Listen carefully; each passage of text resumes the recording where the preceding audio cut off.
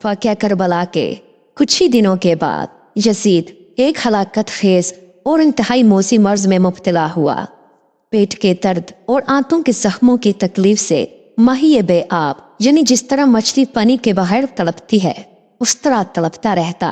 Hymns में जब उसे अपनी मौत का यकीन हो गया तो अपने बड़े लड़के मुआविया बिन यजीद को मर्गी बिस्तर पर बुलाया और उमूर सल्तनत के बारे में कुछ कहना ही चाहा था कि बेसाख्ता बेटे के मुंह से चीख निकली और निहायत जिल्लत और हकारत के साथ ये कहते हुए बाप की पेशकश को ठुकरा दिया कि जिस ताजो तख्त पर आले रसूल के खून के धब्बे हैं, मैं उसे हरगिज कबूल नहीं कर सकता।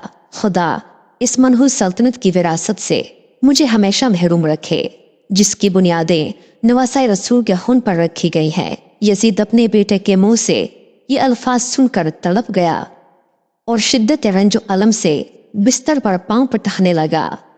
मौत से कुछ दिन पहले यजीद की आंतें सड़ गई और उसमें कीड़े पड़ गए। तकलीफ की शिद्दत से चीखता था। पानी का कतरा हल्क से नीचे उतरने के बाद कांटों की तरह चुभने लगता था।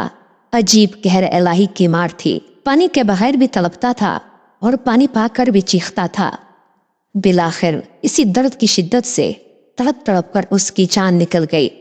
उसकी लाश में ऐसी होलनाक बदबू थी कि करीब जाना मुश्किल था। जैसे तैसे उसकी लाश को सुपर्दे खाक किया गया।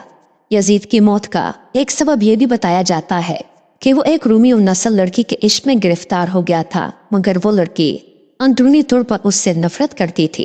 एक दिन रंग रंगिया मनाने के बहाने उसने यजीद को दूर वीराने में तन्हा बुलाया। वहां की ठंडी हवाओं ने यजीद को बदमस्त कर दिया। उस दुशीजा ने यह कहते हुए कि जो बेगैरत और नाबकार अपने नबी के नवासे का हकदार हो वो मेरा कब वफादार हो सकता है। खंजर आबदार के बेदर पे वार करके चीर फाड़ कर उसको वहीं फेंक दिया। चंद रोज तक उसकी लाश चिलकवों की दावत पे रही। बिलाखिर ढूंढते हुए उसके साथी वहां पहुंचे और गला खोद कर उसकी सड़ी हुई लाश को वहीं दफन कर दिया। यजीद की कब्र शाम में किसी गंदगी के ढेर के नीचे दबी हुई है। कत्ले हुसैन असल में मर्गे यजीद है। कत्ले हुसैन असल में मर्गे यजीद है। इस्लाम जिंदा होता है हर करबला के बाद।